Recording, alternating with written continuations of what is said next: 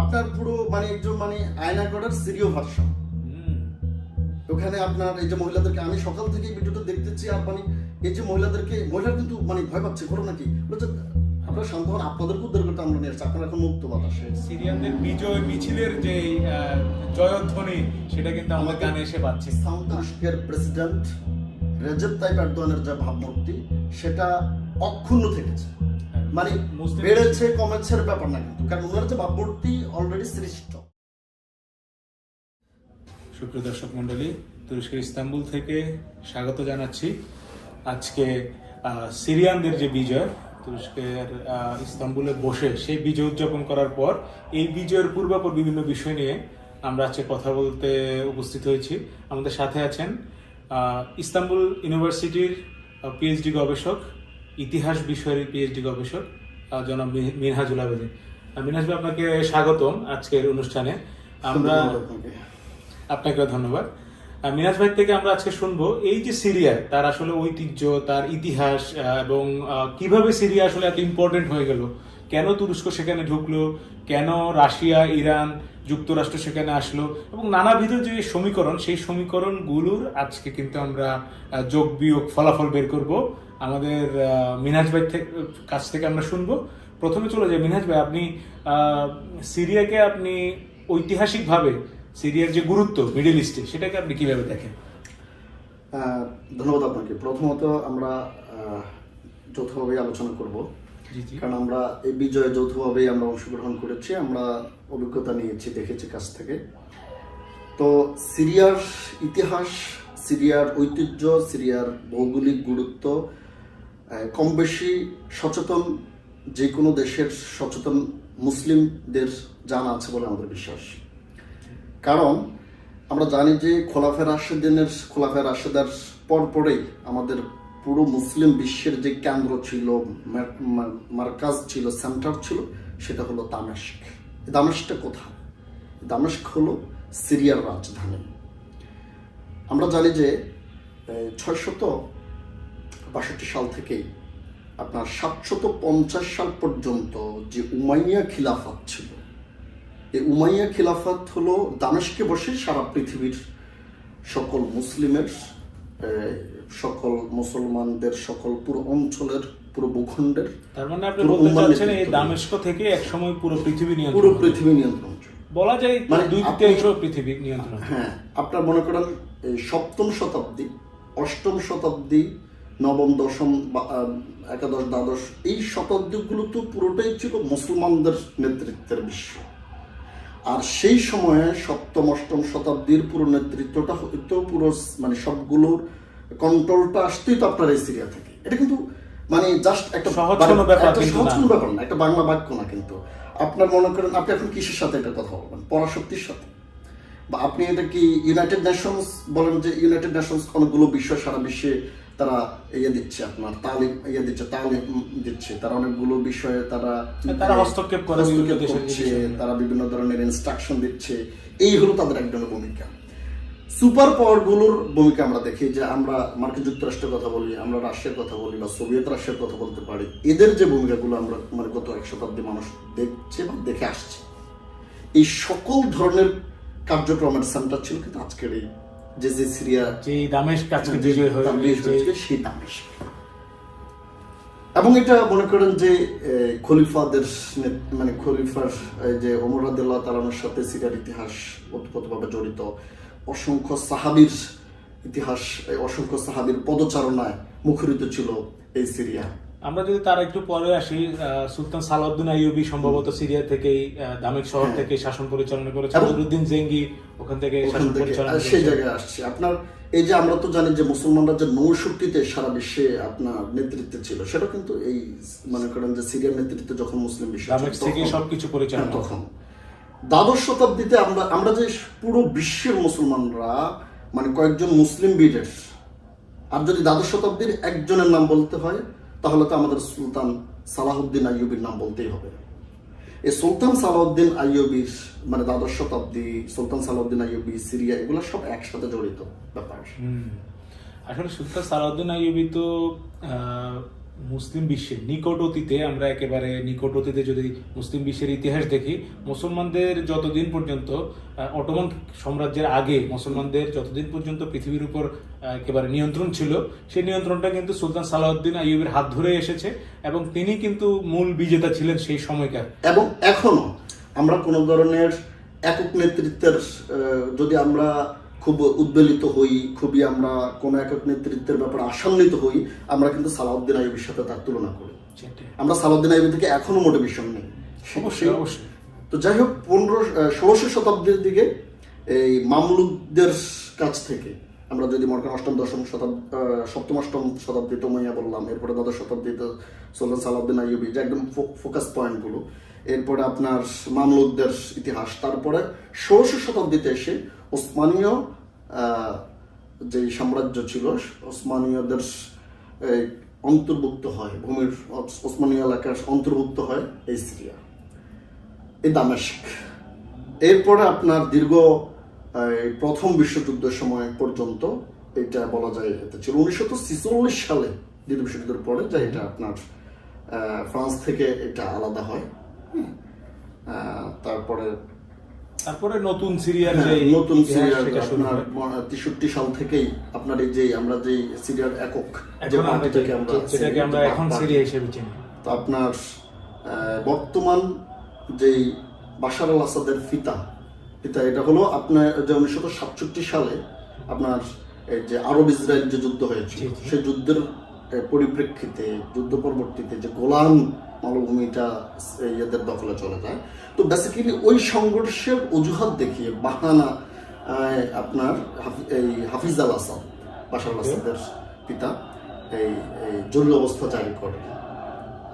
সে 1967 সাল থেকেই এটা মানে ওই পরিবারের হাতে 2000 সাল পর্যন্ত, 1967 সাল থেকে 2000 সাল পর্যন্ত আপনার এই যে এই জরুরি অবস্থার বাহানায় হাফিজ আল আসাদ শাসন করে 2000 সালে। তার মানে সে সামরিক শাসনের আড়ালে মনে হয় যে সে এই শাসন ব্যবস্থাটা ধরে রেখেছিল।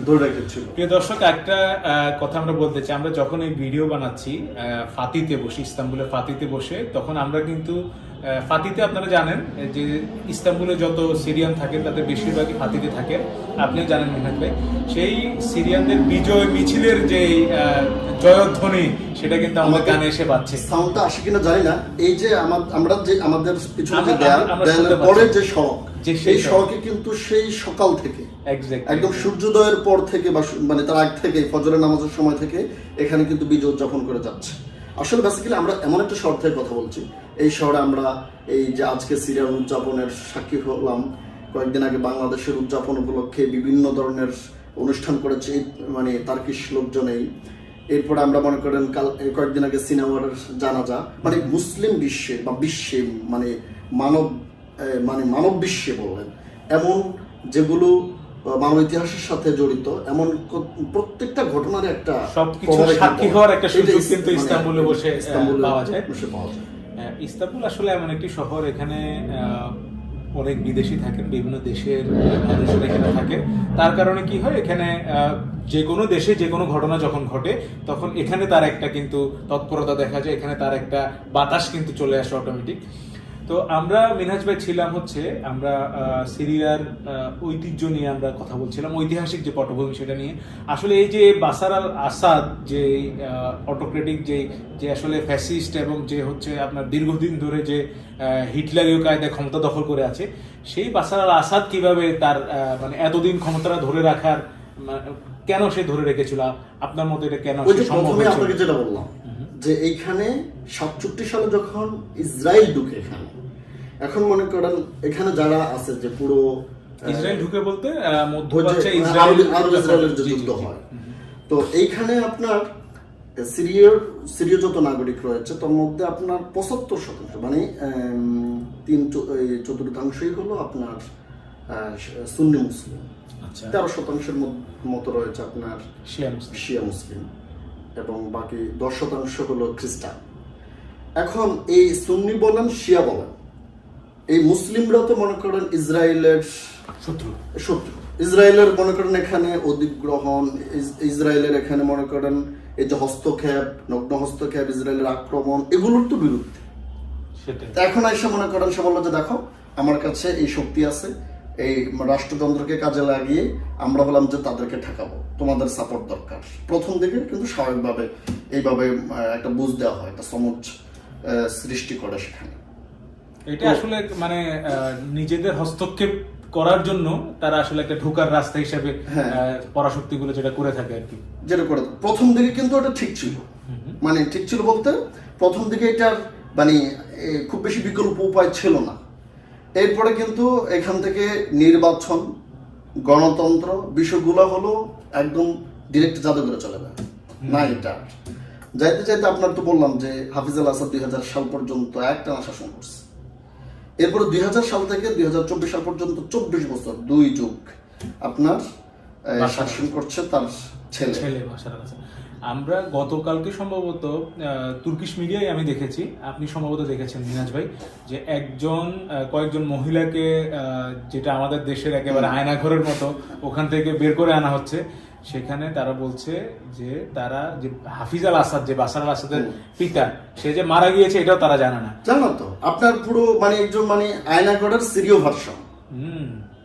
ওখানে আপনার এই যে মহিলাদেরকে আমি সকাল থেকে ভিডিওটা দেখতেছি, আর মানে এই যে মহিলারা কিন্তু মানে ভয় পাচ্ছে, ঘটনা কি বলছে আপনারা শান্ত হন, আপনাদেরকে উদ্ধার করতে আমরা নিয়ে আসছি, আপনারা এখন মুক্ত বাতাসে আপনি ঘুরে বেড়াবেন। মানে আজকে প্রায় তাদের ঘড়ি নাই, 40 বছরের মতো তারা জানে না যে তারা দিন কখন রাত কখন হচ্ছে। হ্যাঁ, কিছু অনুমান করে তারা এখানে ছিল। মানে তাদেরকে মানে তার মানে সব দেশেই মনে হচ্ছে যে আয়নাঘর বা একটা বন্দিশালা কায়েম করে সবাই আসলে ক্ষমতায় থাকার একটা মানে এটাকে যন্ত্র হিসেবে ব্যবহার করছে। 2011 সালে আপনার আরব বসন্ত যখন শুরু হয় বেসিক্যালি মধ্যপ্রাচ্যে, সেটার একটা ছোঁয়া লাগে সিরিয়াতেও লাগে, মানে সব জায়গাতেই।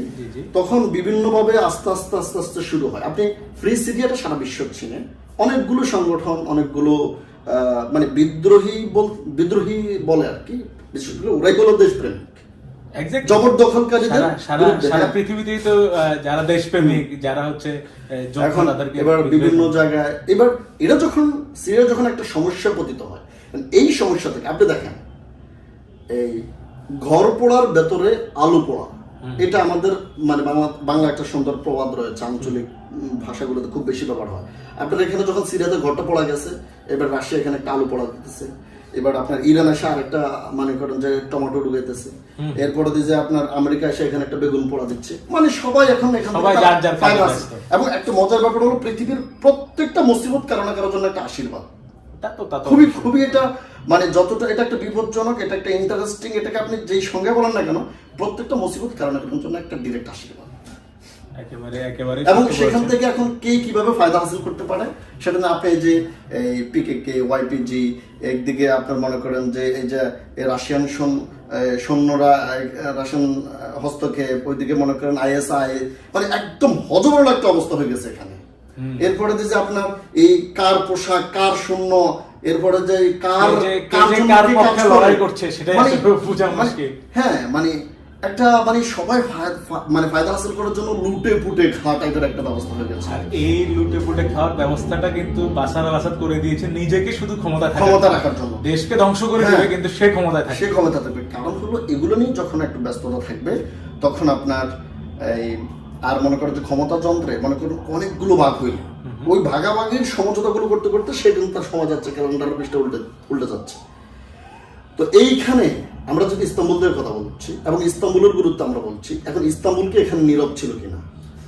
হ্যাঁ, এই সম্পর্কে একটু জানতে চাই যে মানে এই যে বিজয় তুরস্কের আসলে ভূমিকাটা কি, যেটা আমাদের মূলত আজকে আলোচনা করার বিষয়, যে এখানে তুরস্ক কি ভূমিকাটা পালন করেছে এবং এই বিজয় থেকে তুরস্ক কি পেয়েছে। গুড, প্রথমেই আমরা চলে যাব মানচিত্রে।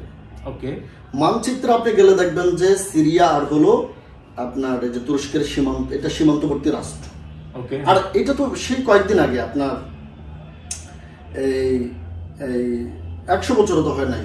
আপনি মনে করেন যে আপনি একটা মাঝখানে একটা দাগ টানলেন, মনে করেন যে আপনার গ্রামের কথা চিন্তা করেন, আপনার এলাকার কথা চিন্তা করেন, আপনাদের এই মানে চাচার বাড়ি, আপনাদের বাড়ি, মাঝখানে একটা দাগ টেনে দুই দেশে গেছে, তাহলে কিন্তু আত্মীয় স্বজন দুই জায়গায় চলে গেল না। সেটাই তার মানে তুরস্ক এবং সিরিয়ার সম্পর্কটা শত বছর আমাদের এই যে এই আপনার এই ইস্তাম্বুলের ফাতিহ যে পৌরসভার যে মেয়র নির্বাচনের মেয়র, এখানে ফাতিহ মহানগর ইস্তাম্বুল মহানগর নির্বাচনের আগে এখানে ওই ফাতিহ পৌরসভার যে মেয়র ছিলেন তার একটা মানে এখানকার ছাত্রদেরকে নিয়ে তার একটা আলোচনা শুনতেছিলাম।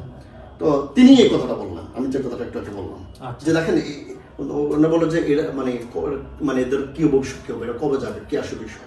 তো উনি কতগুলো বিষয় বললেন যে আমরা ডেমোগ্রাফিক কন্ট্রোলের ব্যাপারে এই কিছু পদক্ষেপ আছে যেগুলো আমি প্রথম নিচ্ছিলাম, উনি ওনার কনভিন্স করার জন্য বললেন। বা বাস্তবতা হলো যে তোমরা দেখো এই পাড়ে ওই পাড়ে এরা কেন, কোথেকে, মানে আমরা ওদের আমাদের ইতিহাস কি, ঐতিহ্য কি, ঠিক আছে না, এটা তো আমাদের মানে জাত শত্রুটা কেউ না, তো কিছু বাস্তবতা আছে।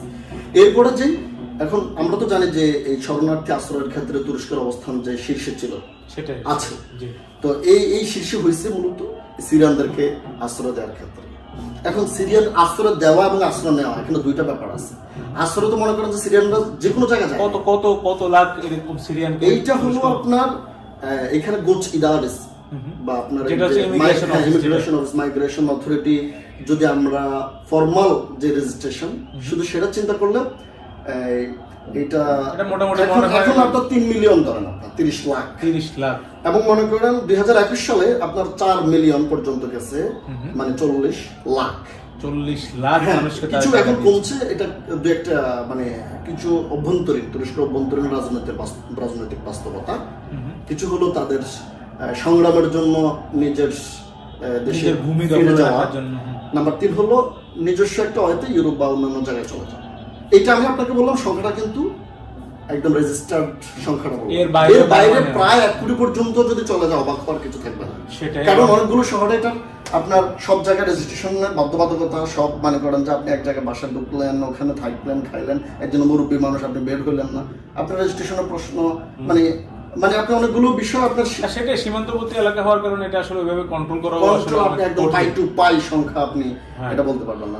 আপনি ধরে নিতে পারেন প্রায় 50 লাখের মতো শরণার্থী তুরস্কে আছে, সিরিয়ান শরণার্থী। 40 লাখ আপনার মতে যদি আমরা নাম্বার যদি বলতে চাই, তো সেক্ষেত্রে এই শরণার্থীরা তো এখন দেশে ফিরে যাওয়ার সুযোগ পাবে, সেটা তুরস্কের জন্য একটা সফলতা, কারণ তাদের দেশে যে শরণার্থীর যে চাপ সেটা কিছুটা কমবে আমরা বিশ্বাস করি। তবে তুরস্ক কি এই মধ্যপ্রাচ্যের যে ভূরাজনৈতিক যে বিষয়গুলো, যে অঙ্ক, সেই অঙ্কে আপনি কি মনে করছেন যে তুরস্ক কতটুকু বেনিফিশিয়ার হলো এই যুদ্ধ জয়ের মাধ্যমে? এই যুদ্ধ জয়ের মাধ্যমে তুরস্কের যে ভাবমূর্তি, তুরস্কের প্রেসিডেন্ট রেজেপ তাইপ এরদোয়ানের যে ভাবমূর্তি সেটা অক্ষুণ্ণ থেকেছে, মানে বেড়েছে কমেছে ব্যাপার না কিন্তু, কারণ ওনার যে ভাবমূর্তি অলরেডি সৃষ্ট। মনে করেন এটা আজ থেকে 400 বছর 500 বছর আগের কথা বলছি না, যেখানে এখন 200 ঘোড়া 300 ঘোড়া 4000 ঘোড়া মানে ঘোড় সাওয়ার নিয়ে এখন আপনার মানে আক্রমণ এখানকার মানে ধরন পাল্টেছে পরিবর্তিত পরিস্থিতির আলোকে। তুরস্ক যেটা করার, এই যে আপনার সোশ্যাল মিডিয়াগুলোতে দেখি তুরস্কের পররাষ্ট্রমন্ত্রী হাকান ফিদানের ছবি দিয়ে আপনার মাস্টার মাইন্ড, আসলে সে কিন্তু খুবই সাইলেন্ট একজন পলিটিশিয়ান, মানে সে তার কাজ করে যাচ্ছে, মানে কোনো আওয়াজ নাই কিন্তু। এখন তার যে বস, তার বসের যে তালিম যে দিয়েছে তার বসের মানে রেজেপ তাইপ এরদোয়ান আরো মানে সারা পৃথিবীতে কিন্তু ম্যাটিকুলাস মাস্টারমাইন্ড কথাগুলো পরিচিত, কারণ এখন পৃথিবী ওই সময়টাই পৃথিবী এখন প্রত্যক্ষ করছে। এখন প্রেসিডেন্ট এরদোয়ানের কথা বলি, এখন 2011 সাল থেকে যে চেষ্টা, 2014-15 সালে 2011 সালের পরে 12 সালের কথা বলছি, 5 সেপ্টেম্বর প্রেসিডেন্ট এরদোয়ানের একটা টুইট, ইনশাআল্লাহ biz yani Selahaddin Eyyubi'nin kabri başında Fatiha okuyacak Emevi Camisi'nde namazı মিজিদা কিলাজাইজ।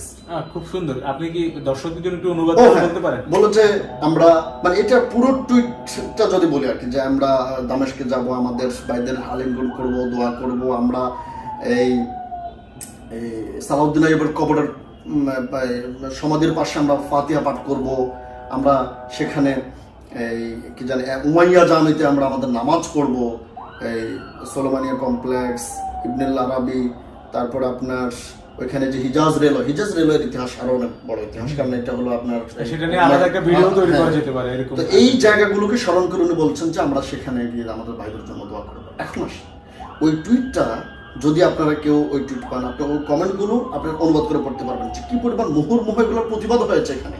এরদোয়ানকে কিন্তু এটা মোকাবেলা করতেছে। বলে যে এই দু একটা কথা বলি আপনাকে, যে আমরা তো যেতে পারি নাই, তবে উমাইয়া মসজিদটা আমরা এখানে নিয়ে আসছি, যে আমরা উমাইয়া মসজিদে নামাজ পড়তে পারবো কিনা জানি না, কিন্তু ওরা এসে আমাদের আইএফ জামাতে নামাজ পড়তেছে। এই যে নানানভাবে মানে রয়েসকে মানে প্রেসিডেন্টকে এগুলো, আবার অ্যাট দ্য সেম টাইম মানে আপনার অনেক সমর্থনও পাওয়া গেছে, দোয়াও পাওয়া গেছে, সংহতি পাওয়া গেছে। ইভেন আপনার এই যে গত নির্বাচনের আগে ওনাকে প্রশ্ন করা হয়েছে তরুণ সমাজের পক্ষ থেকে, ছাত্র সমাজের পক্ষ থেকে, ইয়াং সোসাইটির পক্ষ থেকে প্রশ্ন করা হয়েছে যে ওরা কবে যাবে, হ্যাঁ ওরা আসলে যাবে কিনা। স্বাভাবিক, একটা দেশে যদি শরণার্থী থাকে তার একটা প্রেশার তো একটা চলমান সরকারকে নিতেই থাকে। এবং এটার মানে এটার সাইকোলজি অধ্যয়ন করলে এখানে আর অনেকগুলো ব্যাপক ব্যাপার, কিন্তু অনেকগুলোর ব্যাপারের জন্য দেখা যাচ্ছে আমরা তাদেরকে দায়ী করব। এখানে অনেকগুলো মানে ইন্টারেস্টেড এটাতে কথা বলতে হলে আসলে তুরস্কের আভ্যন্তরীণ রাজনীতি নিয়ে অনেকগুলো কথা বলে ফেলতে হবে। সেটা যদি আমরা স্কিপ করে যাই, দর্শক আমরা বললি যে তুরস্কে আসলে নির্বাচন ব্যবস্থা এত বেশি স্ট্রং, আমরা বাংলাদেশ বা অন্য কোনো দেশের পৃথিবীর তৃতীয় বিশ্বের কোনো দেশের সাথে তুরস্ককে মেলানোর সুযোগ নেই। এখানে নির্বাচন ব্যবস্থা অনেক বেশি স্ট্রং, আপনিও জানেন মিনহাজ ভাই। এরপরও এরদোয়ান কিন্তু চারবারের প্রধানমন্ত্রী। তবে না, আমি লাস্ট নির্বাচনের কথাটা বলি, উনি যখন এটা বললেন যে ওদেরকে আমরা কোথায় পাঠাবো, মানে আমরা কি মানে এই যে এখানে এসে তারা আশ্রয় নিয়েছে, আমরা কি তাদেরকে মানে মৃত্যুর মুখে এরকম জুলুম তো করতে পারি না যে আমি না ওদেরকে পাঠিয়ে দেবো এখানে, আমরা ওখানে এটার জন্য কিন্তু তিনি তার প্রধানমন্ত্রীর পদ কিন্তু রিস্কে ফেলেছেন। কারণ হচ্ছে যে এই কথার কারণে কিন্তু অনেক অনেক বড় ধরনের রিস্ক নিচ্ছেন। মানে মুহূর্তের মধ্যে একটা লাইন টানা হয়ে গেছে যে না, মানে উনি এখানে অনেক না আসলে দেখি আপনি কি করা যায়, এই ধরনের কিছু স্পষ্ট যে আমরা ওদেরকে এখানে রাখবো না, পাঠাবো না, এটা কথা তো আমি বলতে পারি না, কারণ ওখানে আমি তাদেরকে মৃত্যুর মুখে বলতে পারি না। তো আপনার এই যে আহমদ আবদগুলো অনেকগুলো বক্তব্য মানে 2014-15 সাল থেকে আমরা শুনছিলাম আমার সময়। এখন এই যে সীমান্তে যে অংশটা তুরস্কের সমর্থনে, তুরস্কের প্রেরণা সহযোগিতার যে অংশটা, আপনার যে 50 মিটারের জায়গাটা, আপনার 50 কিলোমিটার যে জায়গাটার কথা আমরা জানি, তো বা দীর্ঘদিন ধরে এখানে যারা 50 কিলোমিটার বলতে কি দুই দেশের সীমান্তের মাঝে যে 50 কিলোমিটার, না ওই তুরস্কের সিরিয়ার ভিতরে, আচ্ছা সিরিয়ার ভিতরে এখানে একটা অংশ কিন্তু যায় আগে থেকে, এখানে গিয়ে দখলে নেয়। তো আপনার এই যে 21 সাল থেকে একটা ফ্লো যে গেছে, এবং এখানে যারা আছে এটা তো বিভিন্ন ধরনের মোটিভেশন পাচ্ছে, এখানে আপনার অনেক ধরনের শিক্ষা, হ্যাঁ, বা এখান থেকে তাদের দেশ জয়ের আকাঙ্ক্ষা, এই বিষয়গুলো আপনি যেটা বললেন এখানকার যে কানেকশনটা, সেটা কিন্তু একটা মানে প্রতিফলন। আচ্ছা, এখানে একটা বিষয় একটু আমার কাছে খটকা লাগছে। অনেকে বলছেন যে এটা আসলে হচ্ছে ইসরায়েল অথবা আমেরিকার, এটা অনেকে বলছেন, আমি বিশ্বাস করি না, অনেকে বলছেন যে এটা ইসরায়েল আমেরিকার কোনো চক্রান্তের কারণে এত বছর ধরে চেষ্টা করে যেই ময়দান স্বাধীন করা যায় নাই বা যেখানে বিজয় অর্জন হয় নাই, যেখানে হচ্ছে আপনার রাশিয়া ইরান এত ওতপ্রোতভাবে তুরস্কের বিরুদ্ধে ছিল, সেখানে হঠাৎ করে কিভাবে তুর্কি বাহিনী বা তুরস্কের সাপোর্টেড বাহিনী হঠাৎ করে এই বিজয় অর্জন করবে। আমি সেই 54 জনের পক্ষে থেকে একটা কথা বলতে চাই, যাদের আজকেই ফাঁসি হওয়ার কথা ছিল সিডনাইতে, সিরিয়া। এই আমি ওদের পক্ষ থেকে কথা বলতে চাই, ওই লোকগুলোকে, এই 54 জনকে এই লোকের সামনে, মানে যারা এটা এই মতামতটা তাদের সামনে দাঁড় করে দিতে চাই। মনে করেন লোকগুলো বলবে, আমরা শুনবো যে ভাই ঠিক আছে, মানে আপনারা তো বললেন যে ইসরায়েল কথা, তো আপনি সে আমাদেরকে এই যে 50-60 বছর এতগুলো, আমার বাপ দাদা, আমার বাপ অত্যাচারিত হয়েছে, আমার মা অত্যাচারিত হয়েছে, আমার কিছুক্ষণ পরে ফাঁসি হবে, খুন খামাখা, আমার ছেলে মেয়ের কাছে আমি যেতে পারছি না, আমার ওয়াইফ মানে আমার আশা আর করতে পারছে না, তো এসে আপনি কি করলেন?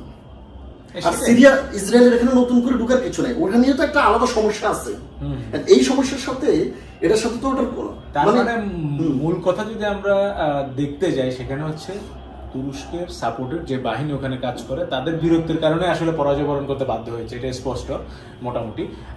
আরেকটা বিষয় আমি একটু বলতে চাই, এখানে আমি ডোন্ট মাইন্ড, সিরিয়ান দেশপ্রেমিক মুসলিম মানবতাবাদী জনগণের বিজয় হয়েছে। বিজয়ের ক্ষেত্রে তারা তাদের যেখান থেকে অনুপ্রেরণা নেওয়া দরকার সেখান থেকে, এখানে জালেমের বিরুদ্ধে মজলুমের বিজয় হয়েছে। ঠিক আছে, আপনি এখানে যথার্থ বলেছেন। হ্যাঁ তারা আমাদের বিশ্ব মিডিয়া এখানে পরিষ্কার, তবে এখানে তারা কোনো আরেকজন জালিমকে দিয়ে এখানে করছে এরকম কোনো ঘটনা তো আমরা দেখছি। এখন আপনি লতা পাতা বেরিয়ে জড়িয়ে আপনি কিছু একটা কাহিনী তৈরি করতে পারেন, সেটাই অনেকে আছে আসলে তৈরি করে। আচ্ছা যাই হোক, আমরা সেদিকে না যাই। আমি আপনাকে আরেকটা বিষয় জানতে চাই, এই যে তুরস্ক আরেক দেশে ঢুকে, যেটাকে আসলে আপনার আরেক দেশে ঢুকে বলতে তাদের সাপোর্টে যেটা আসলে পরাশক্তিগুলো করে থাকে, তুরস্কের এই যে পরাশক্তি হয়ে যাওয়া, বনে যাওয়ার যে বিষয়টা, সেটা আপনি কিভাবে দেখছেন? তুরস্ক পুরো মুসলিম বিশ্বের অনেকগুলো দেশ আছে যেখানে মানে মানে যদি ভিন্ন কোনো দেশের নাগরিক এসে নির্বাচনে দাঁড়াইতে পারে, মনে করেন প্রেসিডেন্ট, তুরস্কের প্রেসিডেন্ট এরদোয়ান গিয়ে ওই দেশে নির্বাচনে দাঁড়াবে, উনি মানে বিনা প্রতিদ্বন্দ্বিতা ওই দেশের রাষ্ট্রপতি হতে পারে, অবশ্যই প্রেসিডেন্ট প্রধানমন্ত্রী হয়ে যেতে পারে। তো এই বিষয়গুলো কিন্তু হয়েছে মানে ওদের অন্তরে জায়গা নিচ্ছে কিন্তু। এখন আপনারা মনে করেন যে একটা জিনিস হলো যে আপনি জবরদখল, সেটাই ঠিক আছে, একটা হলো আপনার এই যে এখানে কতগুলো ব্যাপার আছে, জবরদখল, ধর্ষণ, এই ব্যাপারগুলো কিন্তু এক ক্যাটাগরি, ঠিক আছে। এখন আপনার স্বেচ্ছায় কেউ পালিয়ে গেল, স্বেচ্ছায় আপনার মনে করেন যে আপনার বাসায় একজন মেহমান আসলো, হ্যাঁ, কখনো এই যে এগুলো কিন্তু আমাদের কলোনিয়াল মাইন্ড থেকে আমাদেরকে কিছু বিষয় জবরদখলকারী হিসাবে মনে করেন পরাশক্তিগুলো যে কোনো দেশে প্রবেশ করা মানে তারা জবরদখল বা তাদের স্বার্থেই যায়। আমরা তুরস্ক এখানে মুসলিম বিশ্বের স্বার্থ রক্ষা করেছে এবং এরদোয়ানের যে ভূমিকাটা এখানে ছিল, নিজের গায়েও তার বেশি একটা কালি লাগেনি এবং সে তার ভাই যারা মুসলিম ভাই তাদেরকে তারা উদ্ধার করেছে বা তাদেরকে বিজয় অর্জনে সহযোগিতা করেছে। আমি আপনার থেকে একটা জিনিস হেল্প নিলাম, আমার বাসায় মনে করেন যে কোনো একটা বিষয় আপনি একজন প্রকৌশলী বা আপনি পারেন, আমি জানি না, আমার বাসায় একটা জিনিসের সেট আপ দেওয়ার দরকার, আমি আপনার থেকে পরামর্শ নিলাম, আপনি বললাম যে বাসা আসেনি, তো আমি ওয়েলকাম করছি, আপনার তো জবরদখলকারী না।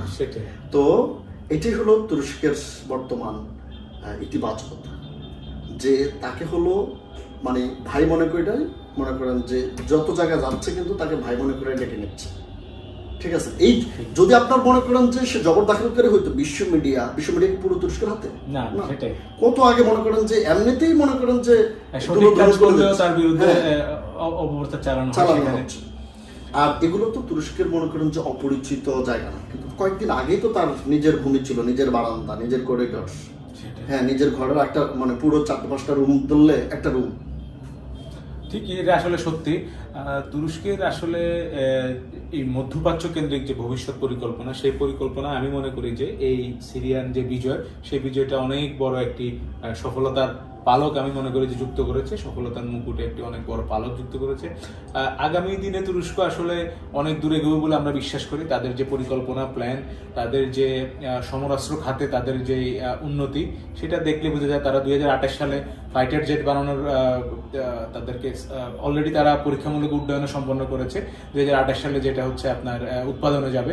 সেই এই যে অনেকগুলো বিষয় একেবারে পঞ্চম প্রজন্মের প্রযুক্তিতে চলে যাওয়া সহ তুরস্কের এই বিষয়গুলোকে দেখলে তুরস্ক যে আগামীর সুপার পাওয়ার, সেটা কিন্তু স্পষ্ট বোঝা যাচ্ছে। তো দর্শক, আমরা কথা বলছিলাম ইস্তাম্বুল থেকে, তুরস্কের ইস্তাম্বুল থেকে। সবাই ভালো থাকবেন, ভালোবাসায় রাখবেন। আল্লাহ হাফেজ। মিনাজ ভাই, আপনাকে অনেক ধন্যবাদ। হ্যাঁ, আপনাকে ধন্যবাদ, আপনাদেরকেও ধন্যবাদ। আশা করি এই আপনারা এই বিজয়ের স্বাদ অনুভব করছেন। এই বিজয়ের এই ছাড়া কিন্তু সব জায়গায় মুসলমান হিসেবে একটি মুসলমান দেশে মুসলমানদের বিজয়ে সবাই স্বাদ অনুভব করবে, এটাই আমরা বিশ্বাস করি। ঢাকার দামেস্কের বিজয়ের চেহারার মধ্যে বা আপনার এই যে গাজার বিজয়ের চেহারার মধ্যে খুব বেশি তফাৎ আপনারাও দেখছেন, আমরাও দেখছি না। সালাম, ইনশাআল্লাহ দেখা হবে।